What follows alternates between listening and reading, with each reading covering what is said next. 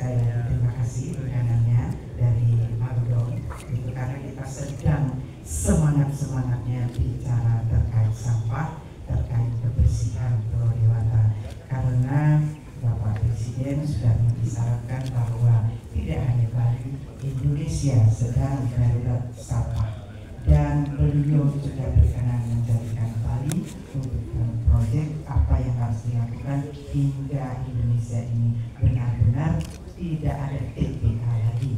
Karenanya Bali itu Pak Ben Widermangun di periode pertama Bapak Gubernur itu tahun 2019 beliau sudah mengingatkan kepada kita semua lewat Pergub.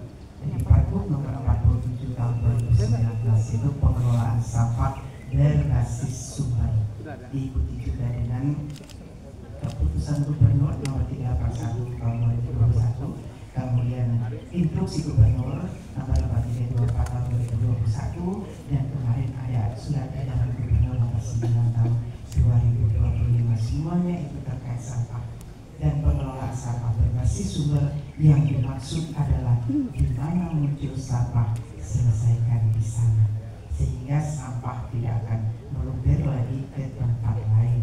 Itu jadi kalau tidak menyampaikan kepada Pak Gubernur itu ada 3 di sumbernya, yaitu di desa, itu ada di rumah tangga pun di PAH 3 juga, ada di dapur, ada di halaman, dan ada yang residu yang perlu di 3M, reduce, recycle.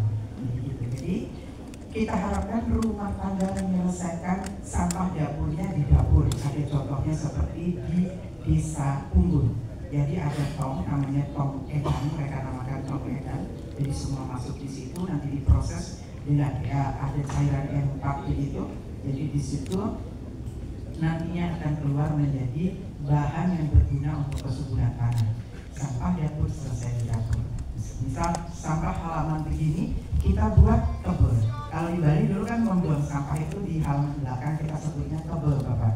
Tapi sekarang karena halaman belakang sudah terjual, mungkin udah jadi villa, lalu kita buat kebun di halaman sendiri. Kalau dulu di halaman yang luas, sekarang cukup dengan membuat lubang kedalaman 2 meter, diameter 1 meter, itu jadi nanti kita tutup dengan beton. Nah, itu sampah-sampah yang organik di situ. Lalu yang sampah anorganik itulah yang dikumpulkan oleh pemerintah desa, dibawa ke tempat mereka yang mereka miliki, yaitu TPS 3M. Bila semua ini berjalan, bila 1.500 desa adat melakukan dengan baik, niscaya Bali akan bersih. Tapi tentunya tidak semudah itu. Banyak tantangan dari pemerintah. Karena sementara ini banyak hal-hal yang justru kontraproduktif yang kita lakukan. Sampah yang mestinya dikerjakan dan menjadi tanggung jawab pembuat sampah itu berpuluh-puluh tahun yang lalu diambil alih pekerjaannya oleh pemerintah, baik dari pemerintah di tingkat desa maupun kabupaten kota, sehingga seolah-olah sampah itu adalah tanggung jawab pemerintah untuk mengerjakannya. Makanya mindsetnya yang harus kita ubah. Kalau dari dulu sampah itu dikerjakan di rumah masing-masing, di munculnya sampah masing-masing, tentunya tidak akan ada desa seperti Desa Suwung yang menjadi korban kita.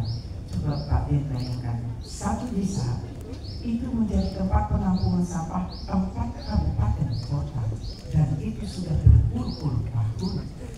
Jadi kita asik dengan apa yang namanya TPK.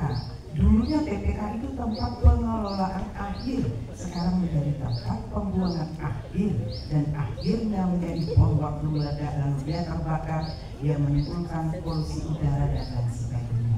Karenanya kita harus bisa kembali mindset kita ubah bahwa siapa yang membuat sampah dia harus bertanggung jawab terhadap sampahnya.